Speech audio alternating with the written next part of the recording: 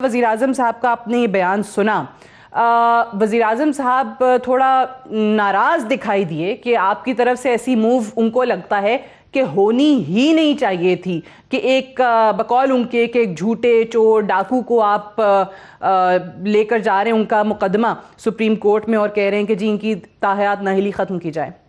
میں سب سے پہلے تو یہ گزارش کروں گا، خدا نخواستہ میری کو نہ وزیر اعظم صاحب سے ناراضگی ہے، نہ کسی اور نہ میں کسی ایک پارٹی کا اپنا سپوکس مین ہوں، نہ کسی کا ایجنڈا ہے۔ بنیادی طور پہ آپ دیکھیں ان کو میاں نواز شریف صاحب سے، اور دوسری بات جو وہ اپنی زبان سے نہیں کرنا چاہتے، وہ شاید اپنے لیے جہانگیر ترین صاحب کو اپنا خطرہ سمجھتے ہیں، جو میرے نقطہ نظر سے میں سمجھتا ہوں کہ بالکل ایسی بات نہیں ہے۔ یہ آپ نے کیا بات کر دی ویسے احسن صاحب، وہ تو ان کے بڑے قریب دوست رہے ہیں، بڑے رفیق رہے ہیں، اتنی ان کی خدمات پارٹی کے لیے۔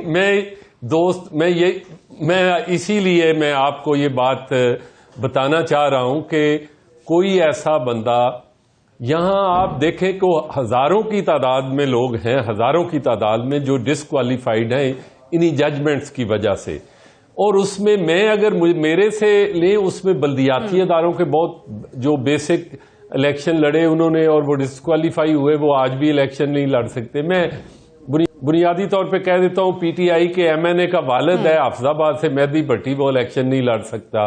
جو گجرات سے حاجی ناصر ہے، وہ ابھی ایم پی اے رہ چکا ہے، وہ الیکشن نہیں لڑ سکتا۔ عبدالغفور لاڑی صاحب ہے، وہ نہیں۔ سمی بلوچ ہے، اس کا کیس ہے۔ اسی طرح زاہد اقبال ہے، وہ اپنا وہاں سے ساہیوال سے ہے۔ آفتاب ہے وہاں سے۔ میں یہ سینکڑوں کی تعداد میں، یہ تو ایم این ایز ہیں جو میں بتا رہا ہوں، ایم پی ایز بھی ہیں، اور اسی طرح سینکڑوں کی تعداد میں جو لوکل باڈیز کے ایسے نمائندے تھے وہ بھی جنرل الیکشن نہیں لڑ سکتے۔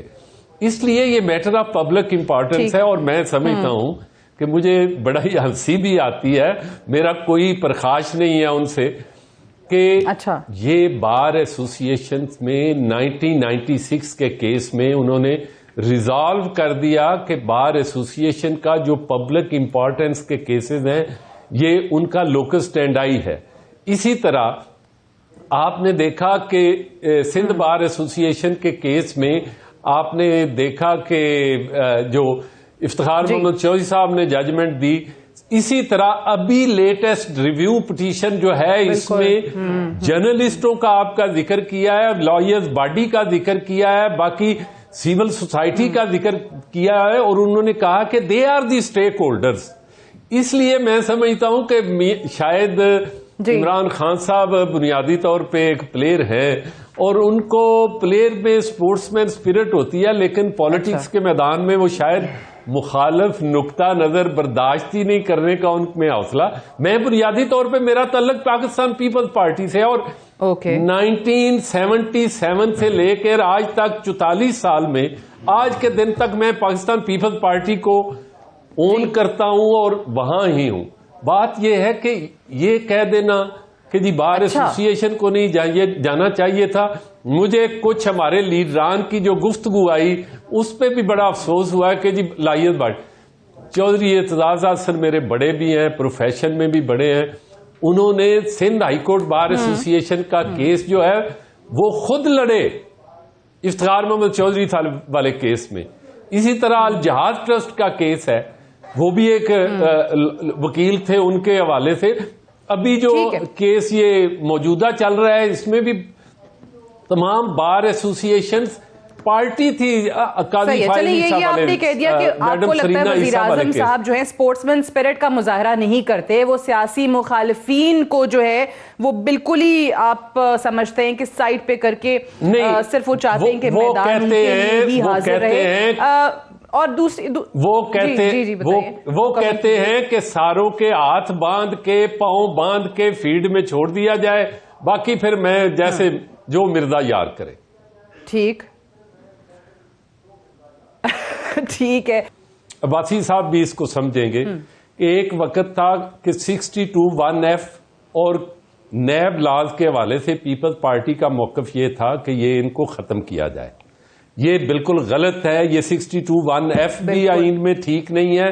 یہ ایک ڈکٹیٹر کا شامل کردہ ہے. اسی طرح نیب لاز بھی ڈکٹیٹر کے لائے ہوئے ہیں.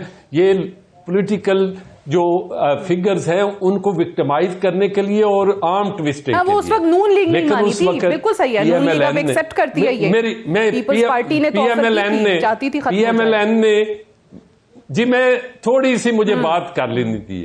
پی ایم ایل این نے نہیں مانا اس لیے کہ انہیں یہ پتہ ہی نہیں تھا کہ صرف خدا کی ذات ہے جس کا دائمی اقتدار ہے, اور ویشیس سرکل کا کوئی بینیفیشری جو ہوتا ہے الٹیمیٹلی وکٹم بھی ہوتا ہے.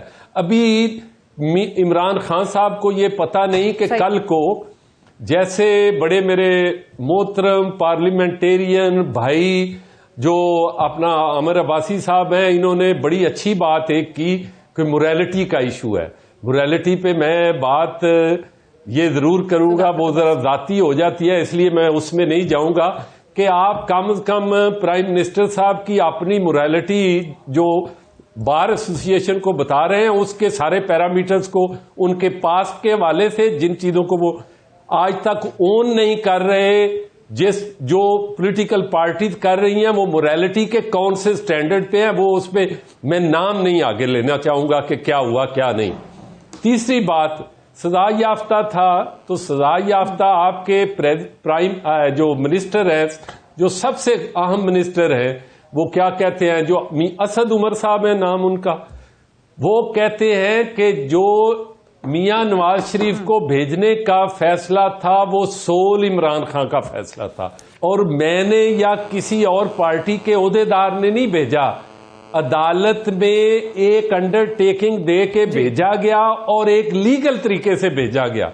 آپ خدا را اپنے ان اعمال کا دھیان رکھا کرے, اور جو لیگل ایشوز ہیں, لیگل ایشوز قانون کی انٹرپریٹیشن آپ کا کام ہے قانون بنانا, مقننہ کے ہوتے ہوئے پارلیمنٹ میں ہوتے ہوئے, جبکہ اس کا انٹرپریٹ کرنا صرف اور صرف عدلیہ کا کام ہے, جو مندو خیل صاحب نے کہا.